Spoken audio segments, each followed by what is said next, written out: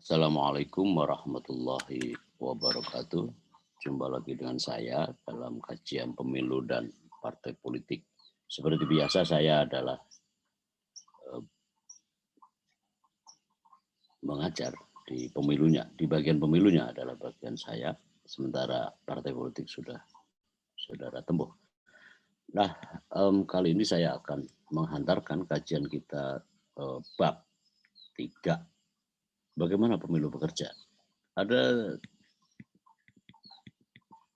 3 topik yang ingin saya sampaikan.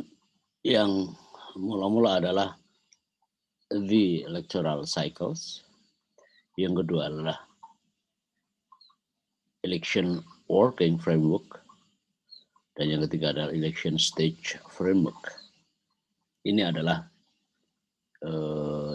cara ya, bagaimana pemilu itu sebenarnya melampaui masa-masa operasinya, masa-masa tugasnya dalam rangka untuk memilih pemimpin, dalam rangka untuk memilih para penyelenggara negara. Nah, mari kita akan kaji bersama. Yang pertama dulu deh, the electoral cycle. Materi ini, saudara-saudara, saya ingin menguraikan bagaimana pemilu ini bekerja. Dalam kata, ya kan? Dalam kata pemilu bekerja terkandung makna, ya kan? Terkandung makna manajemen pemilu, manajemen penyelenggaraan pemilu. Itu hal yang harus saudara pahami, ya. Mengandung juga proses pemilu, juga operasi pemilu. Jadi pengertian ini sama. Jika saya nanti sebut secara berselang-seling, tukar tempat, maka sebenarnya adalah sama maknanya. Supaya saudara juga memahami, supaya pengertiannya tidak saling dipertukarkan, tetapi pengertiannya adalah sama pengertiannya. Ya, dalam kaitan dengan itu, ya, akhirnya tujuan bagaimana bekerjanya pemilu adalah sebenarnya mewujudkan dari tujuan pemilu. Tujuan bekerjanya pemilu sama saja dengan tujuan bagaimana, ya, tujuan bekerjanya pemilu sama dengan untuk mewujudkan tujuan-tujuan pemilu itu sendiri. Ya, poin kuncinya ada di sini. Ya, sama untuk mewujudkan tujuan-tujuan pemilu, yakni, ya, kalau tujuan pemilu normatifnya untuk memilih para pemimpin, mengimplementasikan hak-hak elektoral. Hak-hak elektoral itu ada 2, hak memilih maupun hak dipilih, dan seterusnya. Ya. Dan juga adalah untuk mengkonversi suara rakyat, ya, dari suara rakyat yang dinyatakan oleh para pemilih di TPS menjadi kursi penyelenggara negara melalui proses penjenjangan sejak pemungutan suara, penghitungan suara, rekapitulasi suara ke jenjang-jenjang di jajaran KPU hingga sebutlah rekapitulasi nasional, atau lebih kerennya adalah tabulasi nasional, sampai proses itu final, sehingga hasil konversi itu kelak akan mewujud ke dalam sosok penyelenggara negara. Nah, penyelenggara negara itu ya presiden dan wakil presiden, ketua anggota DPR RI, DPD RI, DPRD kabupaten kota, DPRD provinsi, ya, nah itulah.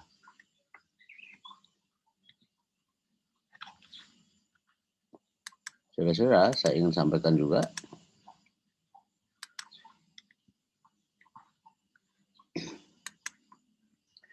terdapat perbedaan. Saya ingin kasih tahu kepada saudara bahwa ada perbedaan antara kerangka tahapan pemilu menurut standar internasional dan kerangka tahapan pemilu di Indonesia. Perbedaan pengelompokannya, perbedaan nomenklaturnya, perbedaan muatan di dalamnya.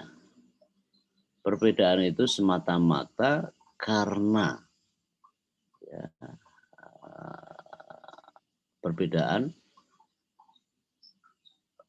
menempatkan, perbedaan bahasa. Sebenarnya biasa, tapi saya ingin kasih tahu kepada saudara bahwa perbedaan itu tidak masalah karena pada hakikatnya sama secara substansi. Tidak ada perbedaan prinsip, tidak ada perbedaan yang menegasikan. Nanti akan kita lihat perbedaan-perbedaan itu. Nah, dalam pemilu standar internasional, penyelenggara pemilu di suatu negara, ya, standar pemilu internasional, ya, di suatu negara diserahkan, disesuaikan, atau diatur lebih lanjut dalam konstitusi negara masing-masing sejauh tidak menyimpang dari prinsip-prinsip pemilu bebas dan adil menurut kesepakatan masyarakat atau menurut kesepakatan komunitas pemilu internasional. Sedangkan pemilu yang dirancang oleh para perancang demokrasi elektoral di Indonesia pada masa-masa lampau, 2 dekade yang lampau, itu juga mengadopsi standar internasional yang dimaksud. Ya.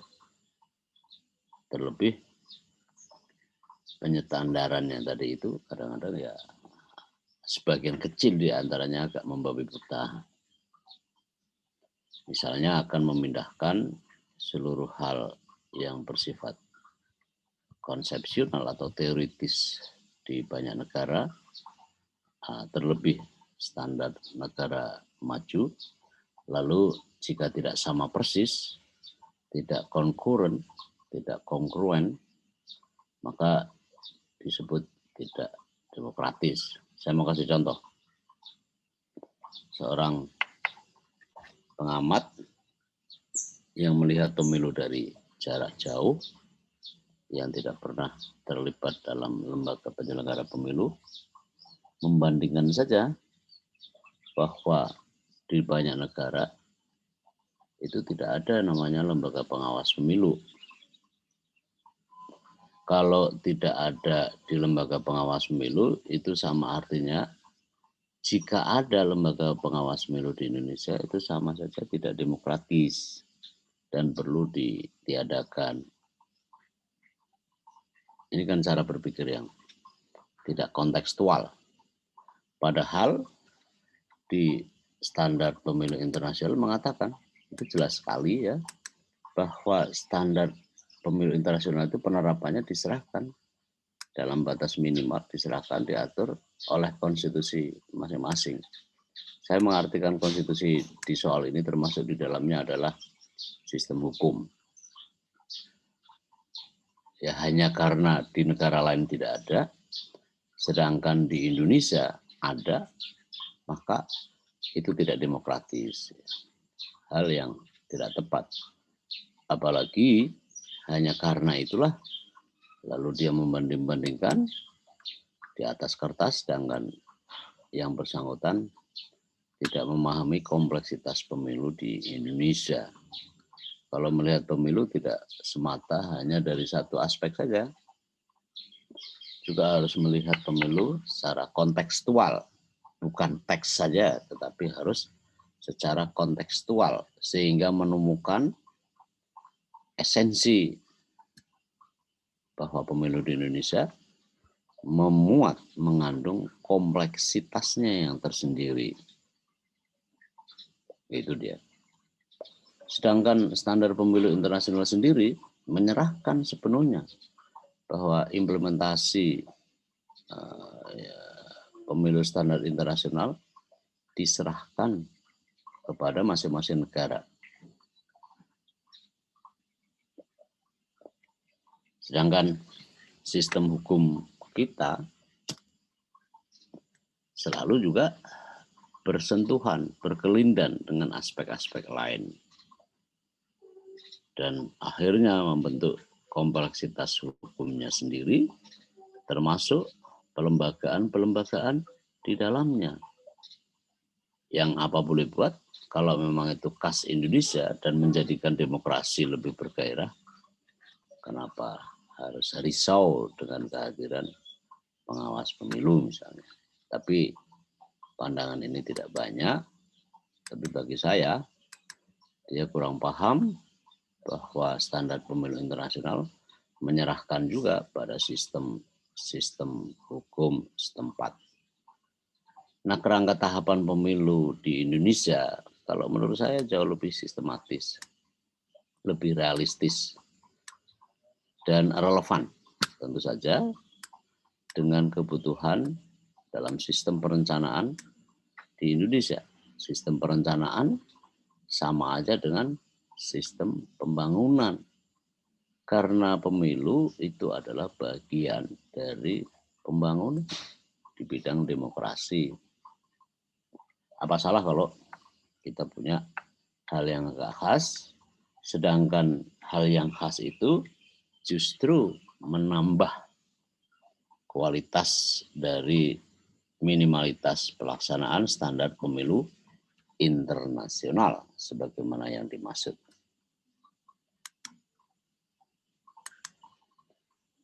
Nah, saudara-saudara, berikut dijelaskan mengenai kerangka tahapan dan pelaksanaan pemilu, kata lain dari bagaimana bekerjanya pemilu. Ini dia. Nah, ini adalah ya the electoral cycles, ya, terdiri atas 3 hal yang sangat besar. Yang pertama tentu saja pre-election period. Pre-election period. Ya, kita mulai dari sini. Ya, ini batasnya. Ya, ini sampai sini. Ini adalah areanya, banyak sekali nih. Areanya pre-election period. Dari sini saja sudah tampak jelas ada perbedaan-perbedaan dengan tahapan-tahapan maupun kerangka penjadwalan, pengagendaan, pewaktuan dari peraturan KPU. Nanti kita akan periksa di bagian belakang. Ya, Constitution. Jelas kalau konstitusi kita sudah selesai. Karena sejak sejak pengamandemen Undang-Undang Dasar 1945, ya, lalu kali pertama diintroduksi pada pemilu tahun 2004, itu jelas sekali konstitusi kita telah memadai. Sudah mencantumkan dasar konstitusionalitasnya ialah di pasal 22E Undang-Undang Dasar 1945. Jadi tidak perlu lagi menyusun konstitusi. Berat. Lalu legislasi, ya, itu perundang-undangannya selalu ada dalam setiap 5 tahun sekali. Lalu batasan-batasan maupun juga sistem pemilunya, electoral bodies, ya, code of conduct, budgeting, funding, financing, ini semua masuk dalam pre-election period. Ini sama aja dengan preparation, persiapan pemilu. Ya. Ini wilayah yang paling luas. Lalu yang kedua adalah election period. Wilayahnya tidak seberapa besar jika dibandingkan dengan sebelumnya. Ya, ini adalah pelaksanaan atau operation setelah perencanaan atau preparation, lalu operation, dan akhirnya adalah strategis post election period. Ya, ini kegiatan-kegiatan yang saudara bisa lihat sendiri, bagian dari ya, the electoral cycle.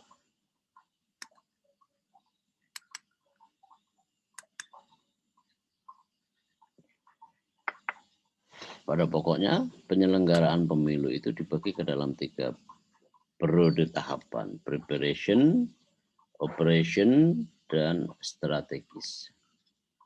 Nah, dirancang, dijadwalkan, dipertanggungjawabkan sesuai dengan jadwal waktu yang telah ditetapkan sebelumnya dengan acuan utama periodisasi jabatan pucuk pimpinan penyelenggara negara seperti presiden dan wakil presiden, parlemen. Ada patokan saudara bahwa setiap tanggal 20 Oktober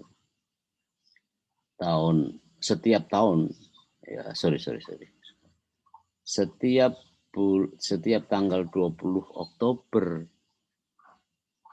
sekali dalam 5 tahun, ya, tanggal itu adalah tanda bahwa Indonesia kita sudah harus melantik presiden dan wakil presiden.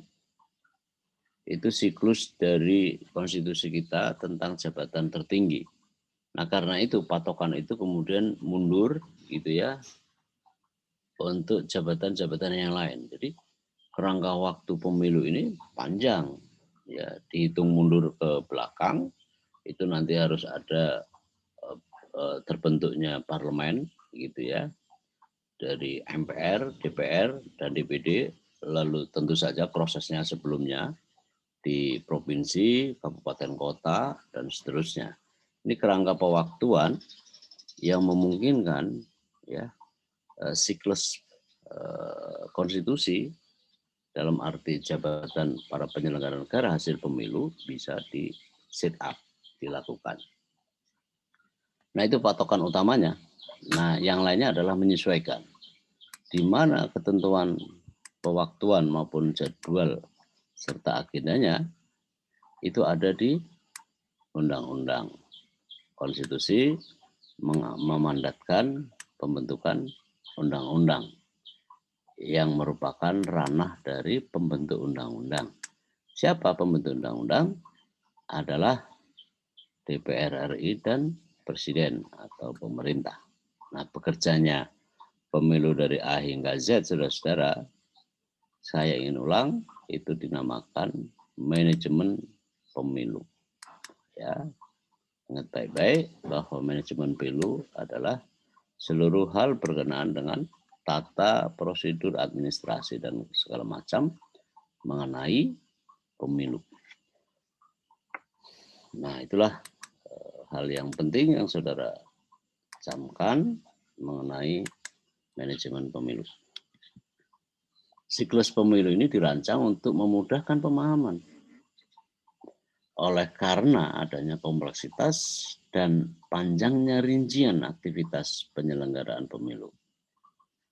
Desain siklus ini di tiap negara berbeda-beda, namun terdapat hal yang sama ketika harus memuat tahapan dan aktivitas dasar dalam proses pemilu.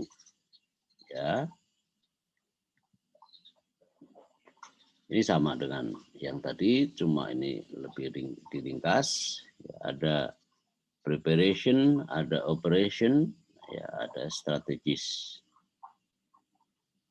Pre-election periods, election periods, dan post-election period.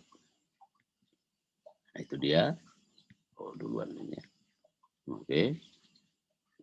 Wilayah-wilayah itu, 3 wilayah itu merupakan bagian sangat besar dari the electoral cycle. Nah, ini lebih rinci saya terjemahkan ke dalam bahasa Indonesia mengenai kerangka electoral cycle. Nah, Anda bisa lihat bagaimana kerangka pemilu ini mengagendakan dirinya. 1 sampai 5. 1 adalah ini dalam rangka preparation, penyusunan kerangka hukum terdiri atas konstitusi dan legislasi, lalu sistem pemilunya dan batasan-batasannya, lalu badan-badan pemilihan, ya, baik badan permanen maupun badan ad hoc, kemudian kode etik penyelenggara pemilu.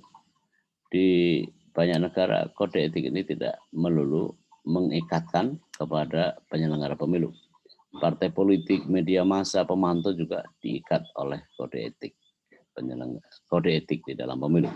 Tapi di Indonesia baru mapan adalah kode etik untuk para penyelenggara pemilu. Ini bagian 1. Agenda atau bagian kedua adalah ini, perencanaan dan implementasi, penganggarannya, pendanaannya, pembiayaannya.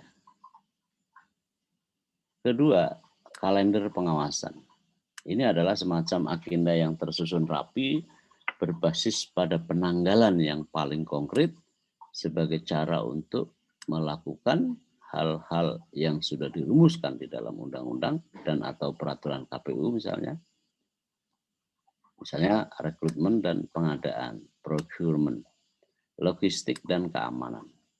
Ini adalah perencanaan dan bagaimana implementasinya.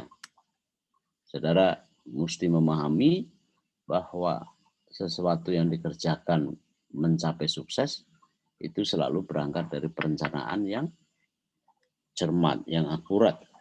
Disinilah perencanaan bersama implementasinya sangat penting.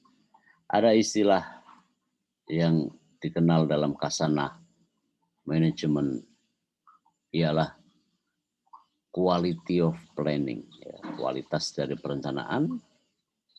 Jika perencanaan itu berkualitas, itu mampu menyumbang 50% dari pelaksanaannya, quality of planning. Karena dalam pemilu, faktor-faktor objektif, faktor-faktor subjektif sangat mempengaruhi.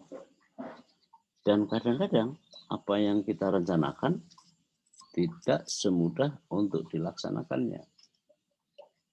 Seorang perencana yang handal, tingkat akurasi dalam cara berpikirnya yang baik, maka dia akan mampu membaca akan hal semacam itu gitu. Itu adalah quality of planning. Yang ketiga, saudara-saudara, sebelum pelaksanaan, karena pre-election ini lebih banyak pada persiapan, preparation, maka para petugas perlu dimasukkan ke dalam kawah candra di muka, namanya pelatihan dan pendidikan. Ya, pelatihan operasional untuk pejabat pemilunya, pendidikan, ya, keluarga negaraan, ya, pemberian informasi kepada para pemilih. Ya, ini adalah edukasi kepada publik maupun secara internal. Ya, jadi 2 di dalam pelatihan dan pendidikan ini ke dalam ke para penyelenggara pemilu itu ada semacam, kalau di Indonesia namanya BIMTEK, ya, bimbingan teknis untuk para aparatnya di level bawah hingga ke ujung tombak. Ya, kemudian secara eksternal adanya civic education, ya, maupun bagaimana meningkatkan literasi para pemilih terhadap teknis pemilu. Misalnya cara pencoblosan, ya, dan seterusnya, informasi-informasi pemilih, informasi-informasi tentang kandidat gitu ya, informasi pemilih. Itu 3, Ya. Lalu yang keempat adalah ini, mulai adanya registrasi pemilih, voters registration. Adanya pertama langkah pendaftaran pemilih, lalu ini masuk juga di sini ya rupanya ya, akreditasi pemantau, pemantau domestik, atau pengkandidasian, administrasi pengkandidasian partai dan peserta pemilu. Ini bagian keempat. Di bagian kelima, kampanye pemilu. Ya, terdiri atas bagaimana akses media, kode etik di antara peserta pemilu, media dan seterusnya, koordinasi kampanye, penegakan pelanggaran hukum, dan ini dia E-nya ada keuangan partai politik. Nah, kalau saudara lihat di bagian ini, preparation ini, ya tampak sekali bahwa kalau kampanye pemilu dalam penyelenggaraan pemilu di Indonesia sudah masuk dalam tahapan-tahapan. Tapi dalam standar pemilu internasional masih dianggap sebagai pre-election period. Kenapa begitu? Karena patokan yang dicantumkan ini adalah ini hari H pemilu, voting day, ukurannya bagi mereka hari H pemilu. Ini adalah preparation, ya ini adalah post election itu.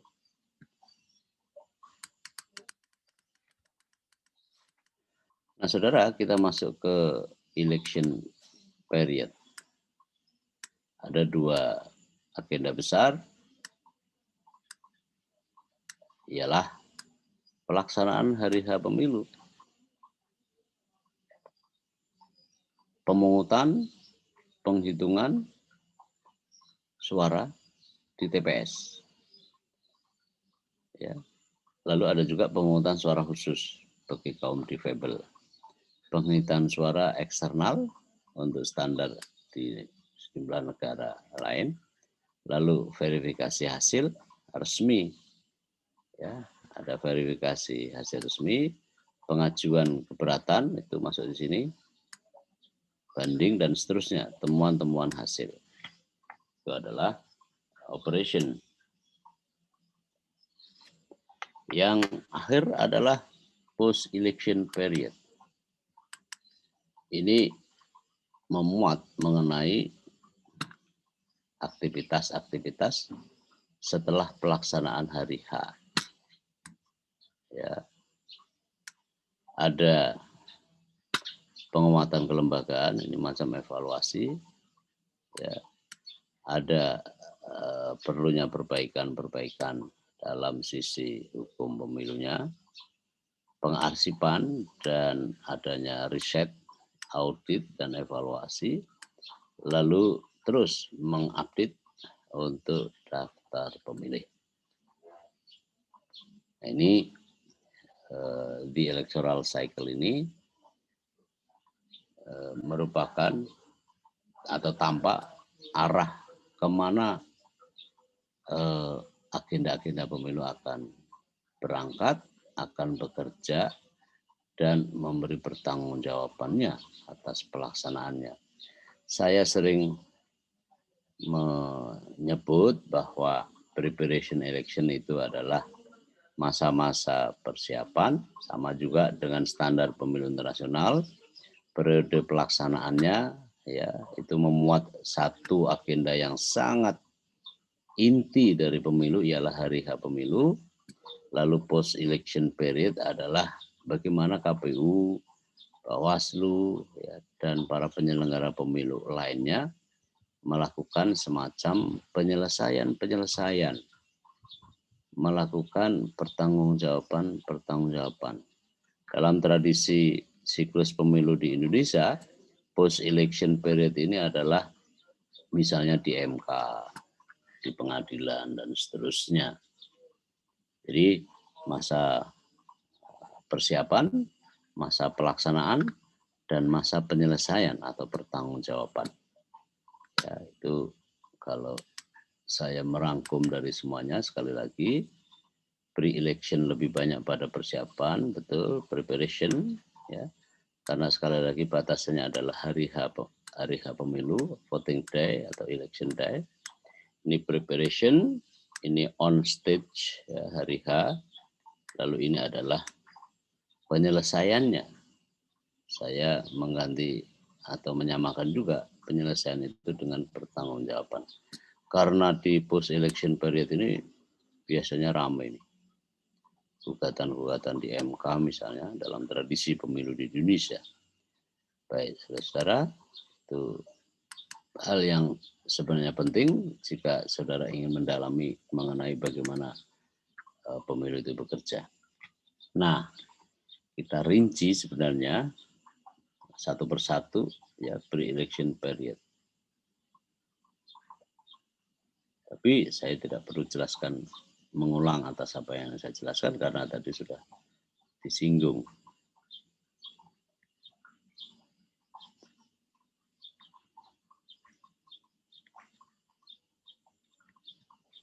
Ya, pendaftaran pemilih, kampanye.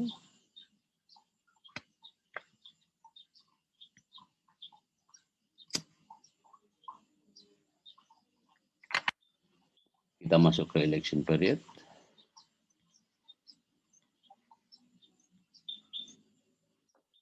Post election period.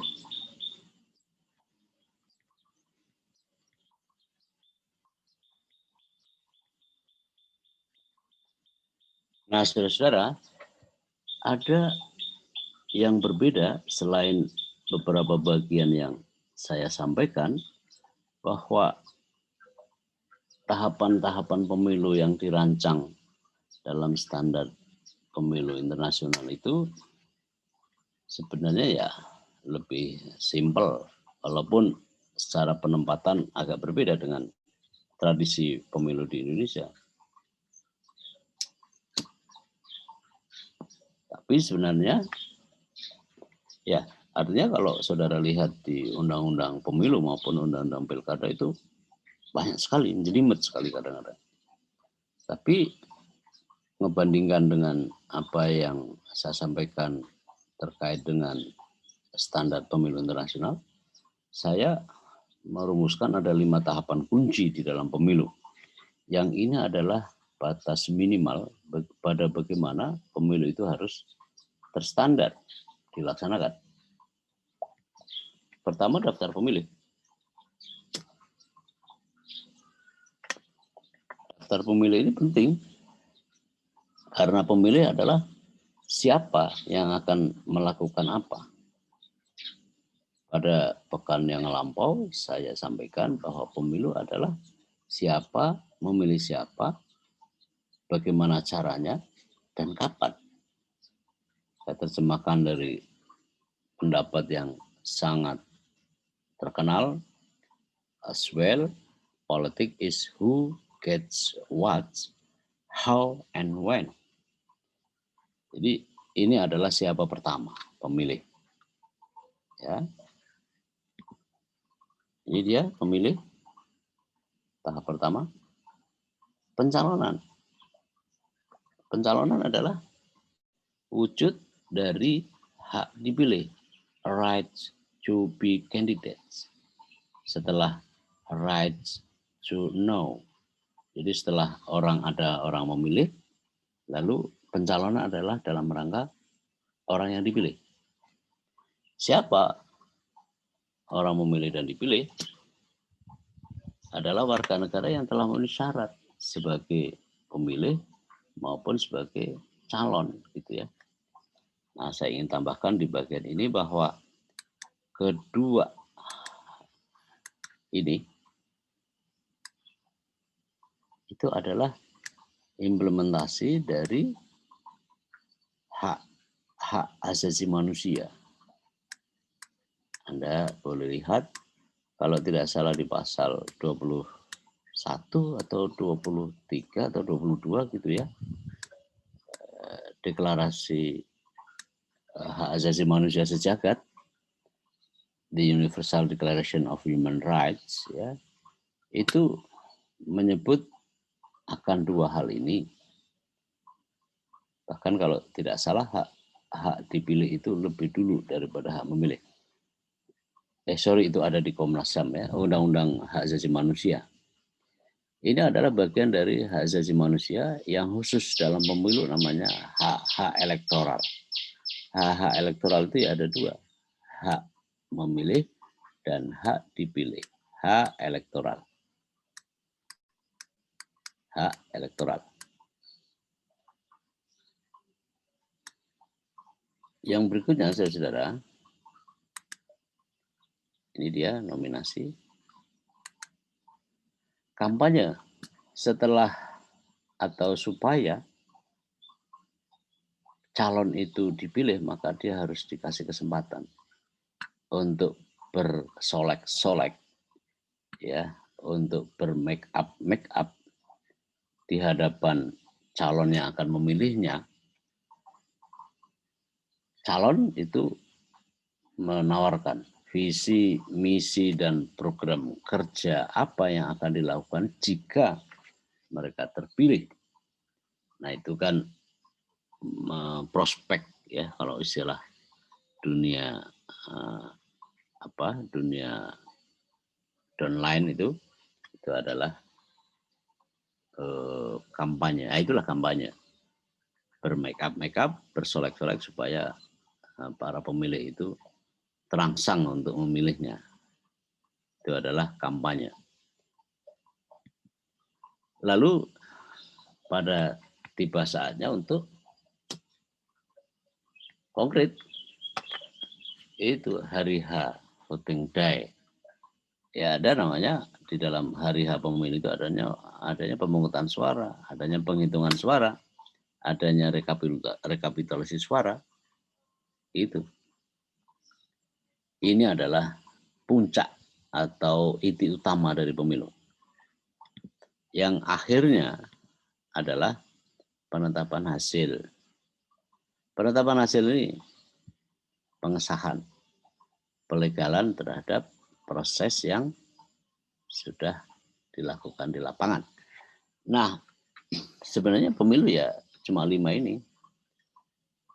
Kalau dalam tahapan-tahapan pemilu yang dicantumkan di undang-undang kita, panjang memang, panjang, rinci gitu ya. Itu baik saja karena makin memperjelas tentang arah kemana pemilu itu akan digelar gitu ya. Nah, ini adalah 5 tahapan kunci pemilu, saudara memahaminya. Ini kalau dalam pemilu di Indonesia itu sub-subnya banyak, daftar pemilihnya itu dan pencalonan untuk partai politik, pencalonan untuk perseorangan, dan seterusnya. Ini misalnya dalam antara kampanye hingga pemungutan suara ada namanya tahapan masa tenang. Ya, di sejumlah negara masa tenang tidak ada. Begitu kampanye hari terakhir ditutup ya sudah, besoknya langsung ada kampanye. Dan seterusnya dan seterusnya. Tapi saudara harus memahami bahwa tahapan inti itu ya inilah. Ya.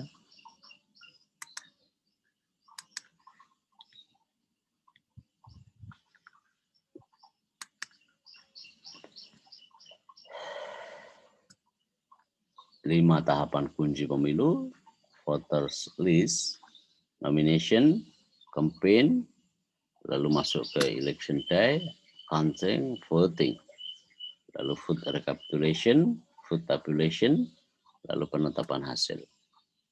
Lalu terpilihlah the elected official. Ya, pelantikan dan segala macam itu menurut saya sebenarnya bukan tahapan pemilu. Toh juga regimentasinya di Indonesia juga berbeda. Kalau udah pelantikan itu urusan rezim pemerintahan, rezim administrasi pemerintahan. Kalau ini adalah rezim elektoral. Baik. Nah, election working framework pada prinsipnya bekerjanya pemilu di Indonesia sama dengan standar demokratis pemilu yang diakui secara universal. Perbedaannya terletak pada kerangka penjadwalan, dan kerangka tahapan-tahapan pemilunya. Nah, seperti dalam contoh tahapan kampanye, penyelenggara pemilu di Indonesia, tahapan kampanye dimasukkan ke dalam tahapan utama, sedangkan menurut IDEA internasional ini masuk dalam pra pemilu. Ya, masalah? Enggak, itu kan cuma sekedar penempatan dan tradisi hukum di masing-masing negara. Perbedaan lainnya, pemilu Indonesia memuat tahapan-tahapan yang banyak dan panjang, sebagaimana saudara dapat periksa di Undang-Undang Nomor 7 Tahun 2017 tentang pemilu. Nah, bahan kuliah ini akan meringkas dan mengupas tahapan inti penyelenggaraan pemilu demi memudahkan pemahaman peserta kuliah kita. Oke, kita lihat ya. Ini pemilu pada hari H. Pemungutan dan penghitungan suara. Oke, pemungutan suara, penghitungan suara.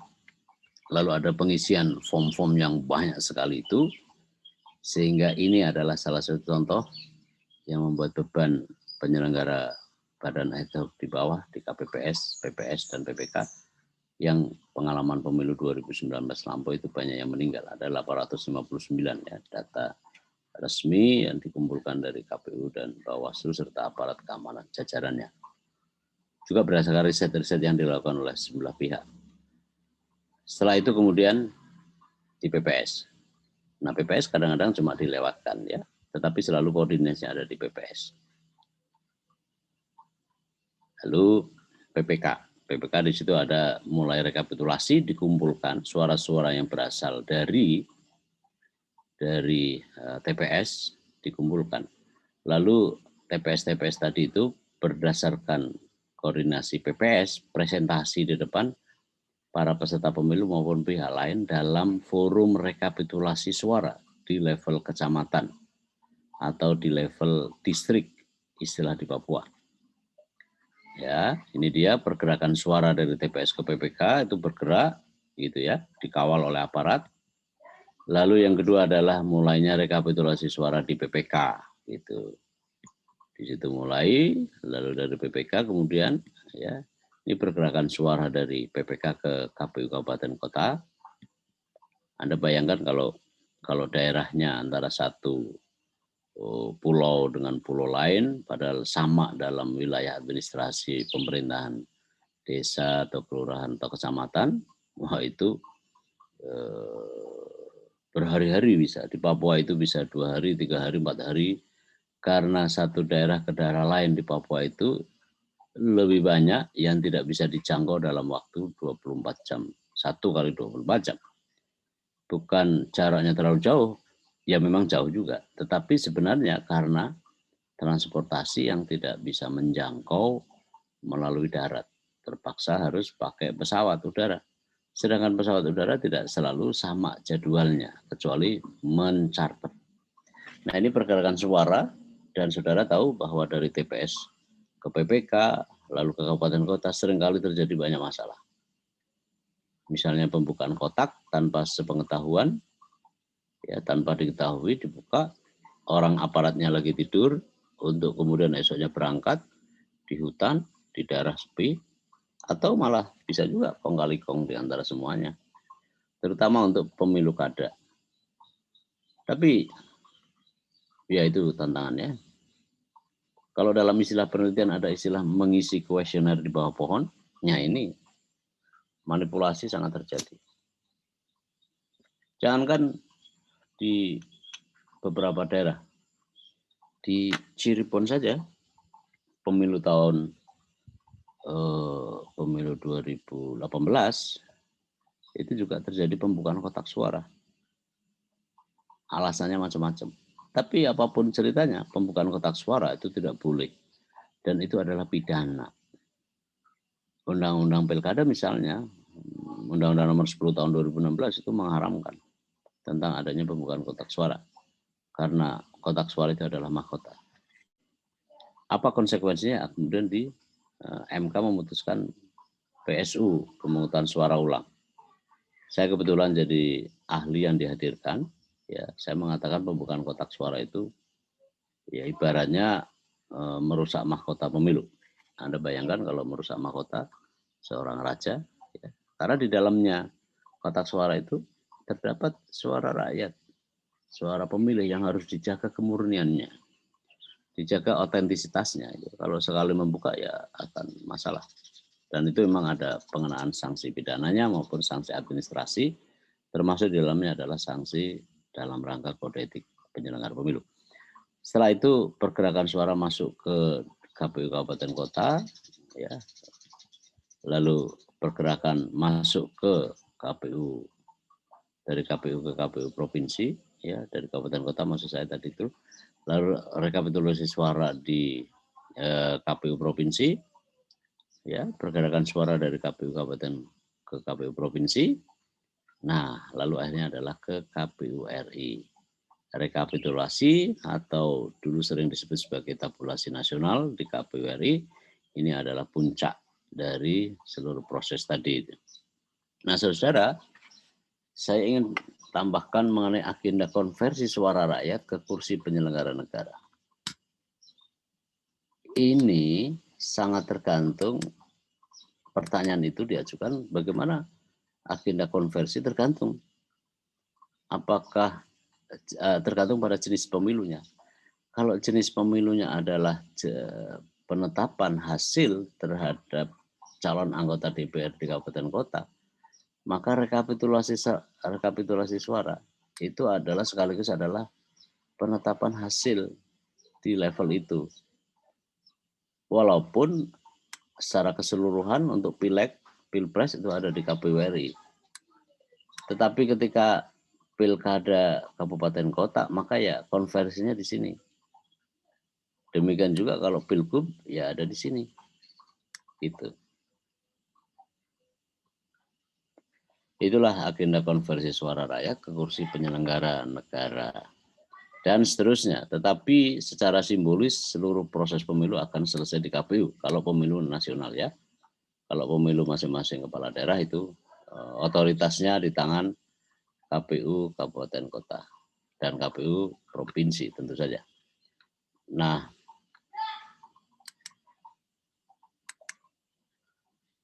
pelaksanaan pemilu dipertanggungjawabkan secara baik, secara hukum melalui kerangka hukum yang tersedia maupun secara administrasi. Penyelenggara pemilu juga diawasi oleh pengawasan fungsional oleh jajaran Bawaslu dan DKPP maupun oleh para pemangku kepentingan selain pemilih dan juga adalah peserta pemilu. Nah, ini pre-electionnya. Saya ingin tandaskan administrator utama pemilu adalah KPU, menyiapkan pemilu dengan kerangka waktu persiapan, pelaksanaan, dan penyelesaian. Lalu kualitas pelaksanaan pemilu ditentukan oleh quality of planning, persiapan regulasi, pembentukan dan pelatihan petugas, logistik, daftar pemilih, dan lain-lain ada di pre-election period ini. Ini bagaimana cara kerja pemilu.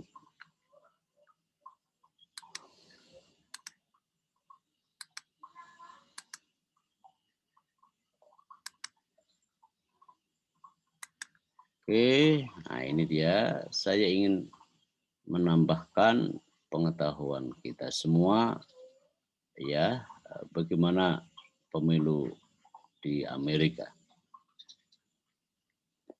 Pemilu di Amerika, saya pernah menyaksikan pemilu di sana, di pemilu presiden tahun 2016 yang lampau ya.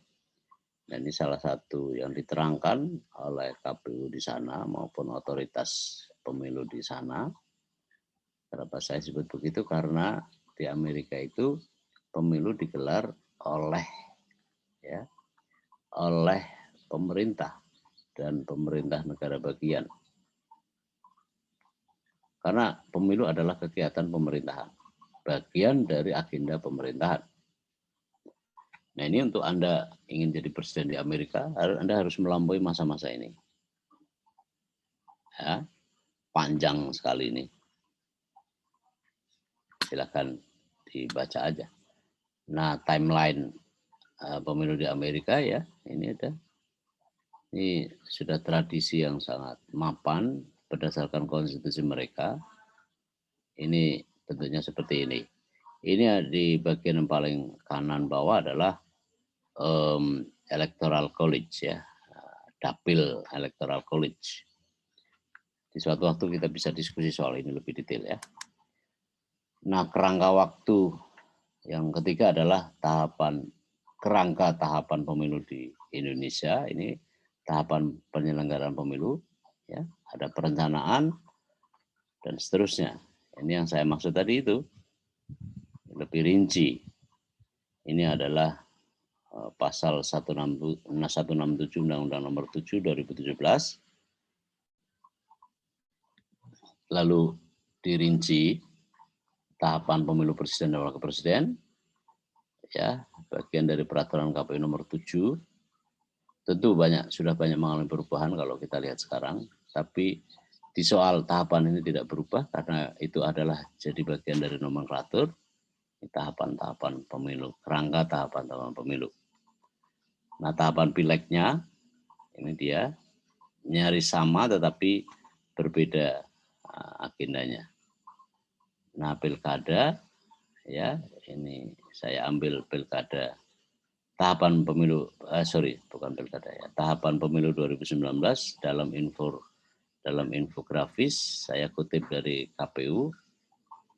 Ya, ini yang Anda bisa lihat, ya, dan seterusnya beberapa informasi yang lain. Nah, ini tahapan pilkada juga begitu, ya, tahapan utama maupun tahapan yang lainnya, ya, gitu. Nah, ini tahapan program dan jadwal pemilu tahun 2019. Ini saya crop dari lampiran peraturan KPU, ya. Silakan saudara detailkan dengan mengunduh peraturan KPU dimaksud supaya saudara memahami secara lebih detail. Di situ ada program kegiatan, dalam kolom pertama ada nomor, kolom kedua adalah program kegiatan. Itu ada tercantum perencanaan program dan anggaran, hingga terus nanti ada tahapan-tahapan besarnya. Rincian dari tahapan ini sudah bagus, ada tahapan reguler, ada tahapan non reguler. Akhir adalah putusan Bawaslu, putusan MK sudah tercantum, diantisipasi dengan sangat baik berdasarkan perakiraan pewaktuan oleh peraturan KPU. Nah, rincian tahapan, ya, ini ada berapa nih? 23 pemilu 2019, ya. 1 sejak perencanaan hingga pengucapan sumpah janji jabatan, ya. Nah, ini dia. Tahapan pemilu serentak 2019 ini diperkuat lagi, ya, jika ada putaran kedua. Jadi pemilu itu dimungkinkan adanya putaran kedua untuk pilpres, ya. Nah, ini dia.